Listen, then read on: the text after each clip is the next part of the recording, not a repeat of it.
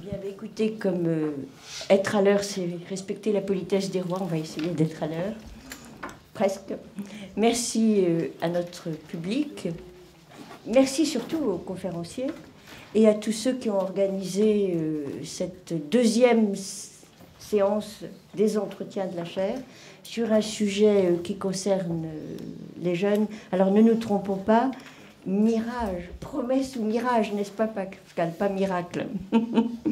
Voilà, donc je vais laisser, je crois que c'est le mieux. Ça n'est jamais sans risque quand la chair se fait verbe. Hein, voilà, bien. C'est très bien parti. Hein. Voilà, donc je vous souhaite une séance agréable, avec beaucoup d'humour et beaucoup de réflexion entre l'humour, ou l'humour entre les réflexions, comme vous voulez.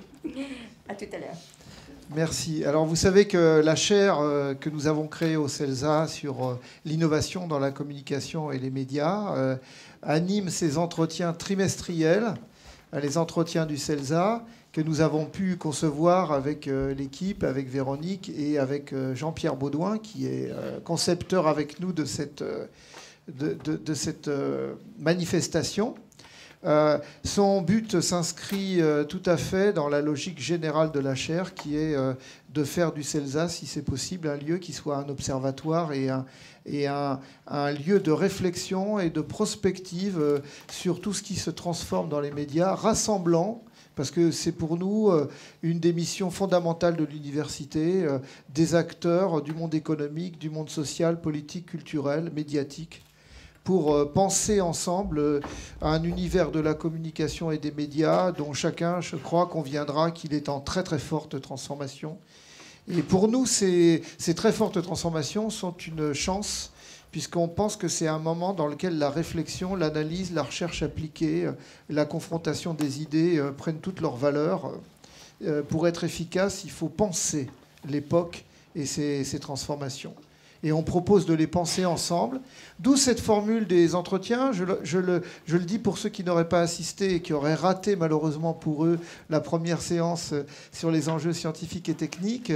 Nous avons à chaque fois un plateau de 4 participants avec un universitaire spécialiste de la question débattue, un homme de médias, un homme d'entreprise, un homme ou une femme de médias ou d'entreprise, et donc quelqu'un qui représente le secteur culturel, politique, les questions d'intérêt général, la société civile.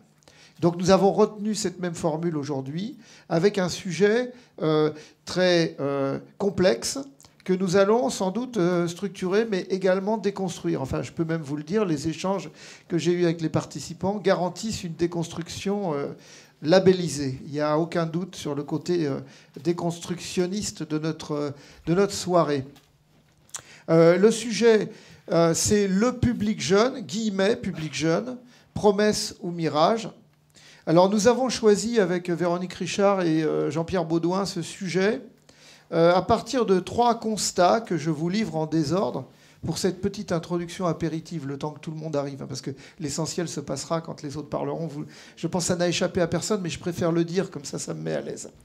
Donc, premier constat, depuis un moment, dans le cadre de la chaire, nous rencontrons beaucoup de partenaires du CELSA qui appartiennent justement au monde des médias, du journalisme, de la culture, de la politique, des agences de communication, de la publicité. Et en fait, au cours de ces rencontres, on voit l'importance, et je dirais même l'insistance, de la thématique du public jeune. Énormément de mes interlocuteurs, de nos interlocuteurs, parlent de la question que constituent pour eux les jeunes. Peut-être une difficulté, sans doute aussi une promesse. Le sentiment qu'il y a là une relation de communication nouvelle à établir. Un sentiment qui n'est pas non plus dénué d'une certaine inquiétude, parce que souvent, il s'accompagne de considérations sur l'avenir des activités. Je pense que nous vivons en ce moment une période dans laquelle tous les acteurs de la communication et des médias se demandent ce que sera leur avenir, ont le sentiment de vivre de profonds bouleversements. Je pense qu'ils ont tous le sentiment d'en comprendre une partie, mais d'avoir beaucoup de mal à en comprendre une autre part. Et ils identifient le public jeune comme étant un point clé par rapport à cette relation à l'avenir. On va discuter pour savoir jusqu'à quel point c'est pertinent. Ce sera l'objet de notre discussion. Je vois des représentants d'entreprises médiatiques, des spécialistes de communication politique qui se demandent à quel point ils doivent repenser leur mode de communication pour toucher un public jeune qui semble en partie au moins leur échapper. Et puis, dans les échanges que j'ai pu avoir dans le monde des musées, et notamment quand j'ai pu discuter avec les gens qui sont spécialisés dans la veille sur l'évolution des musées, il y a un certain nombre de personnes qui font ça, on a une insistance très très importante sur la présence des musées dans les réseaux sociaux pour rencontrer les jeunes. Et donc voilà, une question, c'est un premier élément. Deuxième élément qui me semble important, c'est dans les recherches appliquées auxquelles j'ai pu participer avec un certain nombre de mes collègues ici présents. L'une des méthodes de recherche que nous pratiquons ici consiste à essayer de réfléchir sur les relations entre les formes nouvelles qui apparaissent sur les réseaux informatiques et puis les usages. Donc, conjuguer une approche que nous appelons sémiotique sur les objets et puis une approche ethnographique sur les pratiques d'usage. Et l'une des techniques que nous utilisons consiste à aller dans des lieux de pratique, des cybercafés, des lieux dans différents endroits, des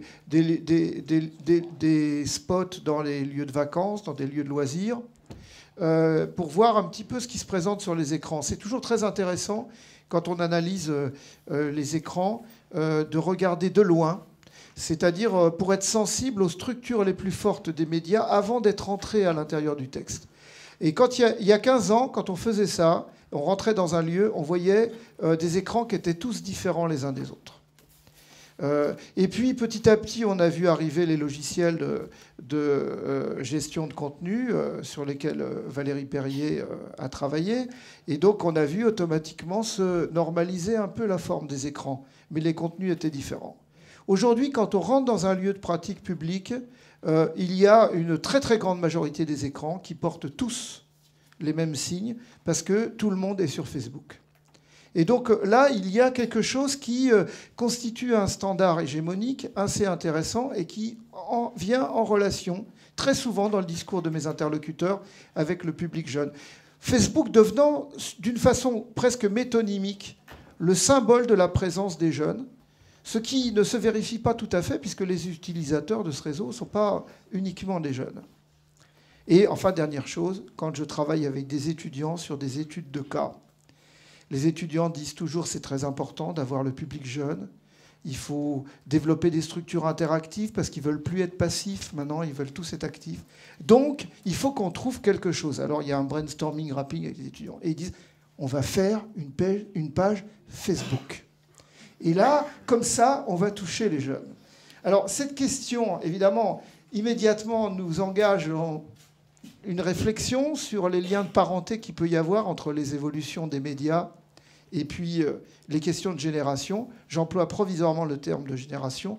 On verra tout à l'heure qu'il est complexe à utiliser. Mais ça nous invite aussi à prendre au sérieux ce sentiment qu'il y a des changements importants, qu'il y a peut-être une préoccupation particulière à avoir par rapport aux pratiquants jeunes. Sont-ils des publics? On en discutera. Faut-il les qualifier de publics?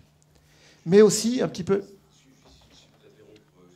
Là, par rapport à ton point d'avant, je me suis procuré cet après-midi les chiffres qui viennent de sortir de la consommation des médias faits par TNS et SIM entre 2006 et 2010.